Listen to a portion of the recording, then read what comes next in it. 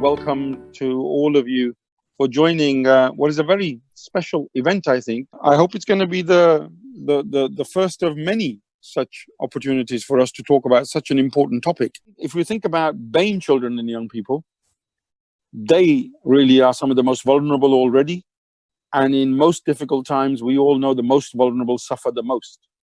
So BAME children and young people are suffering a double whammy at the moment. They've got all the challenges that everybody else faces, but they are already critically disadvantaged in a whole range of ways that you guys will be very familiar with as well in your day jobs, whether that's through structural inequalities around them, whether it's institutional prejudice, racism, including Islamophobia, of course, and just out and out discrimination in a whole range of forms. We know that exists in this great country of ours.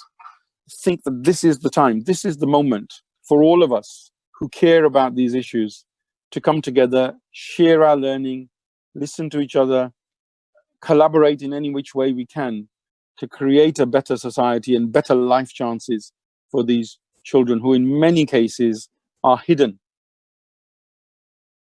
When children return to school in September, because that's what we've been told is going to happen, we need to be very mindful that many children have gone through hardship, financial hardship, emotional trauma, and certainly other forms of abuses. And there are many, many repercussions for this. For example, just last week, Kent County Council were raising the alarm about the potential spike in child abuse cases. And when children return to school in September. And I guess the issue for them, just like many other local authorities, is how are we going to deal with this? Because there's going to be an avalanche of casework. So that's one thing to bear in mind.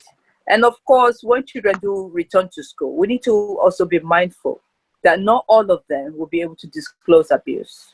Some might not be in a position to disclose abuse, but the repercussions will play out in different ways. So for example, absenteeism, disruption in the classroom leading to exclusion. And we do know that when you talk about school exclusion, there's a very disproportionate impact on Black children. So this will further exacerbate their situation with significant impact on their well-being. Family is a jigsaw. The children are the hidden carers. They're the heroes, the hidden heroes. They do a lot of work, support their extended family. So if there's grandma there, grandfather there, there's a mother there, they're taking on these big roles. But there's no recognition for that. And I feel that these families, the jigsaw, what fits in together is the support. But these young children are doing this. And at the moment with the isolation and all these issues going on, these people are suffering. And I feel that, with ourselves like a grassroots, we can help and, we can support in a sense of there's a limit to that. Without the resources, we can't go very far.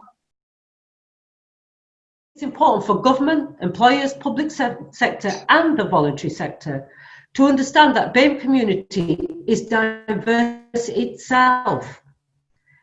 BAME is too broad a category, and QED has been saying this for nearly 30 years. The communities that make up BAME are culturally, religiously, economically, socially different from each other. And the data which highlights the disparities varies too. We can only create opportunities for BAME children and young people if we understand the differences and what the pressure points are or the triggers are so that you can address it. What more can we see from religious institutions like mosques, temples, churches, gurdwaras, etc. to, they have a direct connection with their communities. How can we as wider organizations in the sector work with them to reach those who are most vulnerable? As also echoed by Mrs. Malik, and the BAME is too big and there are differences, diversity within the BAME, Somali community being one of them. Very close community. For our methodology and mechanism and how we reach them is for us to be able to reach and help the children. We have to first interact with the parents and carers. When you get to know them, and help them with their benefit issues, housing benefit, council tax, energy bills, get to know them, and you visit their homes and you interact with them, only then you will know the plight of the children in their households.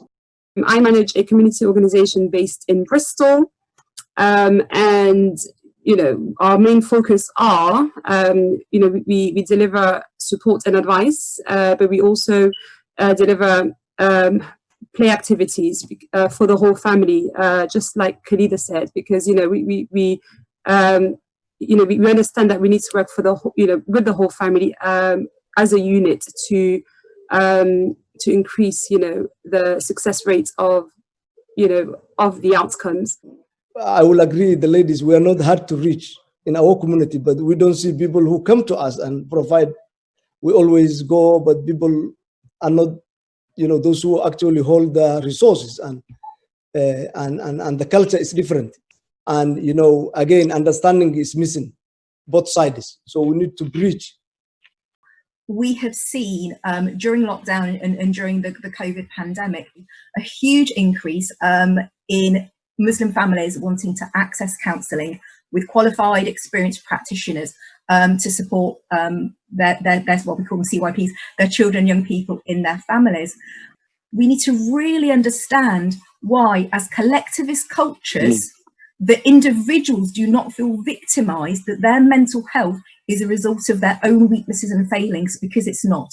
It is because of the systemic society, inequalities that we live in, and it's a collectivist responsibility, not individuals. Shops are opening, pubs are opening, cinemas are opening, but I've noticed there's not an urgency in opening activities that allow us to engage the young people in our community.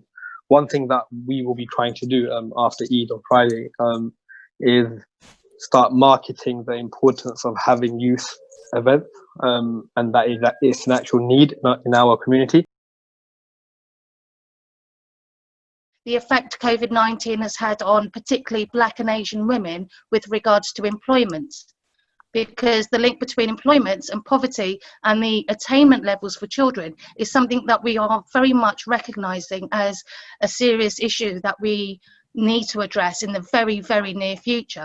The more women that we can get into sustainable employment, the better opportunities they will have to provide for their children with regards to poverty and role models and futures. We're actually launching our own online 6-week 30-minute programs that cover all the issues that you've actually mentioned with the young girls that are suffering from at the moment. So they can actually go online and got all the safeguarding in place, so they don't have to put their name or any personal details, and they can learn how to overcome things like domestic violence, forced marriage, mental health issues, and there's lots of other things that we've covered that we feel that the girls are suffering from. So we're a domestic violence, sexual violence support organisation based in Rotherham. We'd seen an increase in terms of young women who've come forward around domestic violence and honour-based violence and forced marriage. So, I'd like to find out more about the work Em's organisation is doing and look at how we can get that replicated in Rotherham and across South Yorkshire. Normally funding is a major issue for small organizations, small charities. I mean, now what we're seeing is not the lack of funding, but it's the increased short-term funding that's available, where there's no long-term plan, where we're just getting for today, not looking at tomorrow. And our main concern is that we're trying to deliver things for the next 2, 3, 4 months, where we're not being supported and actually establishing things that look at the long term, where we can actually plan. There's so much money out there, but there needs to be a long term and investment in charity if we want to be able to be part of the recovery stage. Every time there's a crisis, which is the sector that is there supporting the people who are struggling out there? It's a voluntary sector. It's the community sector. And when things are hunky-dory, it's the sector that gets cut. What I really hope that funders, I mean, the National Lottery, even your own organisation, Javed, and the charity sector, the funders, have got to understand that really, if we are going to look at tackling some of the issues we're talking about today around vulnerable children and families, they need to be supported. We represent interest of approximately 40,000 BAME young people between the age of 5 and 16. So it's a sizable number. Majority of our schools have been impacted by COVID because half of them are actually in the community sector as opposed to the state sector. And there was no help and support until Barnardo's kind of came forward with a program called See, Hear, Respond, which has really been a lifesaver because the parents are now looking forward to some kind of support that is available. With all this going on, and especially in Rotherham with the racism that we have experienced, would love to have work with partnerships with other organisations that, you know, we can support each other. But it's been fantastic to be on this panel today. I really felt that I've learned so much. If we're going to make changes to our services, to our workforce, to government, to organisations, I think one of the best ways we can do that is to get people from those communities in positions of power and influence so that they can bring about the change that's needed. We have to be able to work much more closely with faith organizations. So in terms of moving forward, adaptation needs to happen.